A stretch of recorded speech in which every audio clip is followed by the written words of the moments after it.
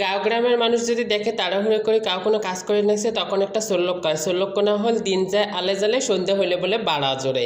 তো এই কথাটা কেন কয় জানেন, মানে সারাদিন নলি ঢুলি করে বেড়ায় আর সন্ধে হলে দুনিয়ার কাজে মানে দৌড়ে দৌড়ে পাকড়া পাকড়ি এমন তাড়াহুড়ে দেখে মনে হয় কাজ সারাদিন করতেই ব্যস্ত থাকে। তো যাই হোক কেন কোনো এই কথা, কারণ আমার সকালবেলা যারা অফিস করি তারা উঠিয়ে যে পরিমাণে কাজ করা শুরু করে দেয়, এতে আমার দিন আলে ঝালে যাওয়া লাগে না, এমনিতেই আমার এটা কোনো অবস্থা টাইট হয়ে যায়। তো যাই হোক সকাল সকাল উঠিয়ে এই ডিম ভাজি ভর্তা ভাত হইলে আর কিছু লাগে না।